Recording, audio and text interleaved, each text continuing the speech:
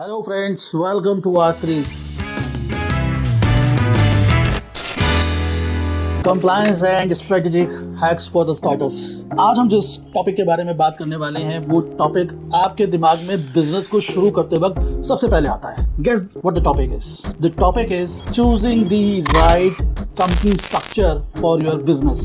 Business शुरू करने के लिए कौन से स्ट्रक्चर की ओर हमें जाना चाहिए। Broadly, there are 4 such structures जो इंडिया में चलते हैं। Number 1 sole proprietorship, number 2 partnership firm, number 3 LLP, number 4 private limited companies. ये 4 तरह के स्ट्रक्चर्स इंडिया में बहुत चलते हैं। अब किसी भी काम को शुरू करने से पहले पहला सवाल जो हमारे दिमाग में आता है कि कौन सा बिजनेस मॉडल अडॉप्ट करें, सोल प्रोप्राइटरशिप के साथ जाएं या प्राइवेट लिमिटेड कंपनी के साथ। तो आइए कौन से ऐसे फैक्टर्स हैं जिसके बेसिस पर हम ये डिसीजन ले सकते हैं, उन फैक्टर को हम समझें। टोटल 5 ऐसे फैक्टर हैं। पहला liability protection, number 2 scalability end fund raising, number 3 taxation, number 4 compliance burden, number 5 control and ownership. In 5 factors को कंसीडर करने के बाद आप ये डिसाइड कर पाएंगे कि किस बिजनेस स्ट्रक्चर के साथ आपको जाना चाहिए। पहला पॉइंट जो हमने कहा वो है लायबिलिटी प्रोटेक्शन। लायबिलिटी प्रोटेक्शन का क्या मतलब है? अगर आपको बिजनेस में लॉस हो जाता है, किसी वजह से आपका बिजनेस नहीं चल पाता, तो क्या उस लॉस की भरपाई करने के लिए आपकी पर्सनल एसेट्स को भी कानूनी तौर पर अटैच किया जा सकता है? Then the answer is yes, but it depends upon the business structure you choose। अगर आप सोल प्रोप्राइटरशिप में जाते हैं तो आपकी पर्सनल एसेट्स को अटैच किया जा सकता है, जबकि आप प्राइवेट लिमिटेड और LLP मॉडल के अंदर अपनी इस लायबिलिटी से बच सकते हैं। आपकी पर्सनल एसेट्स को अटैच करने से बचाया जा सकता है।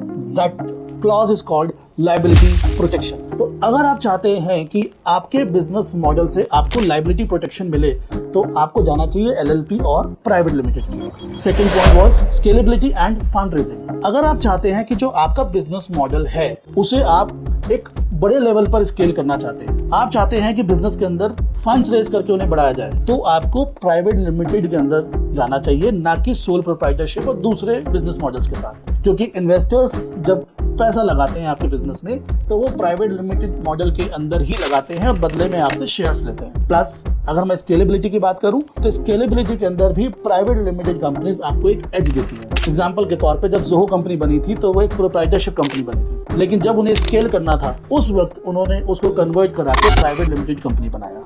तो स्केलेबिलिटी के लिए भी आपको प्राइवेट लिमिटेड कंपनी चूज करनी चाहिए। Number 3 was taxation. टैक्सेशन के अंदर हर बिजनेस मॉडल के अंदर अलग अलग टैक्सेशन रेट्स है। सोल प्रोप्राइटरशिप के अंदर आपको एक बेसिक एग्जम्पशन लिमिट मिलती है, एक प्रॉफिट, एक अमाउंट जिसके ऊपर जाने पर ही टैक्स लगेगा, नीचे कोई टैक्स नहीं लगेगा। जबकि पार्टनरशिप फर्म, LLP और प्राइवेट लिमिटेड तीनों ही मॉडल में कोई भी मिनिमम थ्रेशोल्ड लिमिट नहीं है, यानी तीनों ही मॉडल में 1 रुपए की प्रॉफिट पर भी आपको टैक्स लगना शुरू हो जाएगा। इसके अलावा इनकम टैक्स का रेट हर एक मॉडल के अंदर अलग अलग है। एग्जाम्पल के तौर पे सोल प्रोप्राइटरशिप में आपके ऊपर जो इनकम टैक्स लगेगा वो 5% से लेकर और 33% तक हो सकता है, जबकि प्राइवेट लिमिटेड में ये फ्लैट 25% है, LLP के अंदर 30%, पार्टनरशिप के अंदर 30%। तो हर एक मॉडल के अंदर प्रॉफिट्स की लिमिट और टैक्स का रेट अलग अलग है। Then comes the compliance burden. Compliance burden की बात करूं तो सबसे कम कंप्लायंस, सबसे इजी कंप्लायंस रहती है प्रोप्राइटरशिप की। उसके बाद जैसे जैसे आप प्रोप्राइटरशिप से पार्टनरशिप, पार्टनरशिप से LLP और LLP से प्राइवेट लिमिटेड की ओर जाते हैं,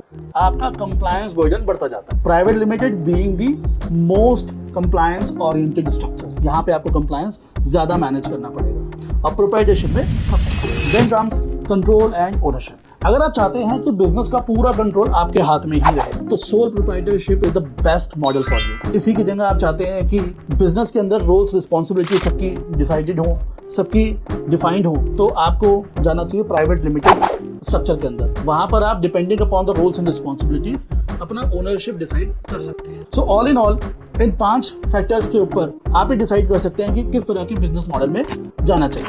अब अगर मैं इसको समराइज करूं तो कंक्लूड करने के लिए sole proprietorship model is most suitable for small businesses, SME businesses, जिन्हें मार्केट से कोई फंड रेज नहीं करना, जिन्हें स्केल बहुत ज्यादा लेवल तक नहीं करना और कंट्रोल सारा अपने हाथ में रखना है। पार्टनरशिप फर्म्स आमतौर पे उनके लिए सुटेबल है जहां पर 2 या 3 लोग पैसा लगा रहे हैं और मिलकर बिजनेस को हैंडल करना चाहते हैं, संभालना चाहते हैं। कोई क्लियर रोल्स रिस्पॉन्सिबिलिटी का डिवीजन नहीं करना, मिल करके बिजनेस संभालेंगे। बाहर से हमें फंड भी रेज नहीं करना और बहुत बड़े लेवल तक स्केल भी नहीं करना। उस तरह के मॉडल के लिए partnership firms are most suitable. Then comes the LLP। LLPs are most suitable for professional firms, services firms. For example architecture, अगर कोई आर्किटेक्ट्स मिलकर के काम करना चाहते हैं तो उनके लिए LLP is the most suitable business model.